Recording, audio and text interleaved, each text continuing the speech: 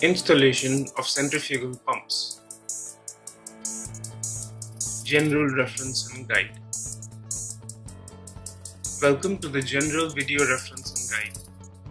Please read the product manual before installing the machine to get an in-depth knowledge of how the pump works and how to install it. This is a brief overview and a demonstration of the entire process covering the key points. For further information, you can email your queries to us on service@syntechpumps.com. Planning the installation. Before installing the pump, ensure that the foundation on which the pump will be placed is prepared well. It has to be sufficiently substantial enough to take the weight of the pump and absorb any possible vibrations from it. The foundation has to be absolutely straight without any inclination or tilting on any side.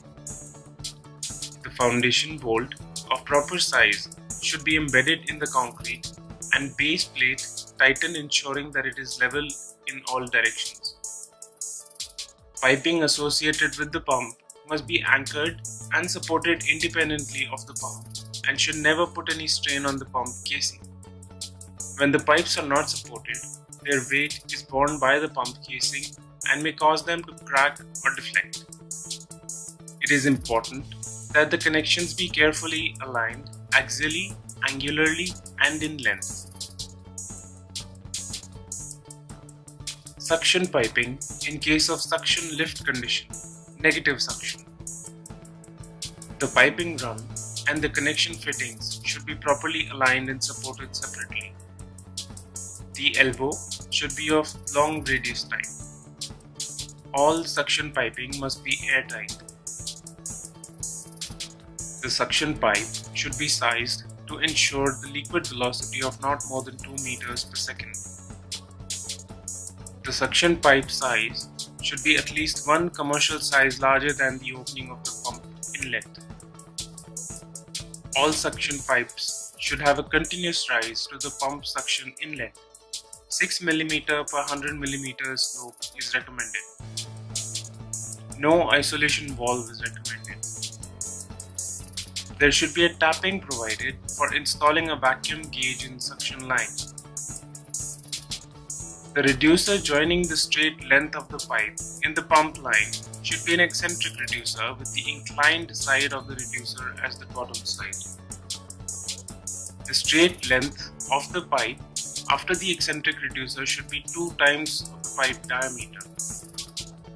The suction strainer must be at least 4 times the suction pipe area, and the mesh size should screen out solid particles that could clog the impeller. The minimum depth of submergence of the strainer should be at least 3 times the pipe diameter measured from upper row of holes of strainer. The distance between the bottom of strainer and the floor of the tank should be considered as 2 times the pipe diameter. Suction piping in case of flooded suction condition, positive suction. In case the water is being supplied to the suction through gravity, for example an overhead tank, a slightly different setup is needed.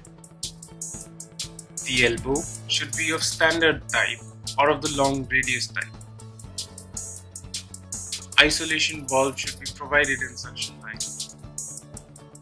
The pipe supplying from the tank into the pump should have a descending inclination. The straight run of the piping leading to the pump suction nozzle should be at least 3 times to 6 times the diameter of the pipe from the upstream elbow. The suction pipe should be sized to ensure a liquid velocity of not more than 3 meters per second. There should be a tapping provided for installing a pressure gauge in the suction line. The reducer joining the straight length of the pipe in the pump line should be an eccentric reducer with the inclined side of the reducer as the top side.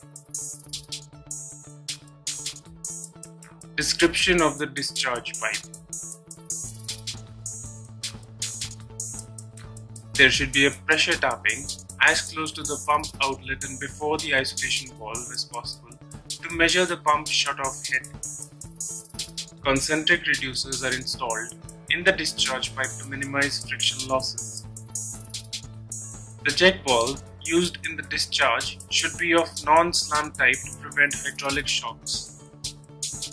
The isolation valve is provided downstream of the check valve so that these can be taken up for serving whenever required. Discharge pipe size should be at least one commercial size larger than the opening of the pump outlet. The number of fittings and size changes should be minimum to prevent fluid friction losses. Expansion joints may be used only after a careful piping analysis, especially when the discharge pressures are on the higher side. Installation of pump and prime mover. The pump and motor unit needs to be fitted firmly onto the base frame using nuts and bolts before fitting in any pipes. It is essential to confirm the distance between the shaft ends. In the subsequent step, the pump and the motor are aligned to the final tolerance using a reverse dial gauge or a laser alignment tool. After the alignment is completed, the piping associated with the pump should be bolted. Once this is completed, the alignment should be rechecked and similar readings should be obtained. If this is not the case, then the piping should be investigated and suitable corrections should be made. If this is left unattended, it can cause stress on the pump casing. The motor should be wired correctly to ensure the correct direction of rotation. This check has to be carried out before the pump is coupled. Once the pump and motor have been coupled, test the movement manually by rotating it by hand to see if it is rotating smoothly. Pre-operational checks. All cooling water lines connected to the pump need to be flushed.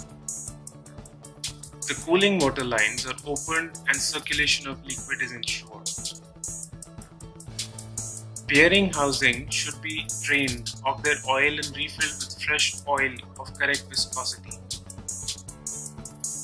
It is necessary to confirm that the supply and return cooling lines are connected to their correct header. Place the coupling guard and tighten the bolts. Ensure that pump suction valve is fully opened and all joints are checked for any leakage. The opening of discharge valve is kept closed as this prevents the overloading the prime mover.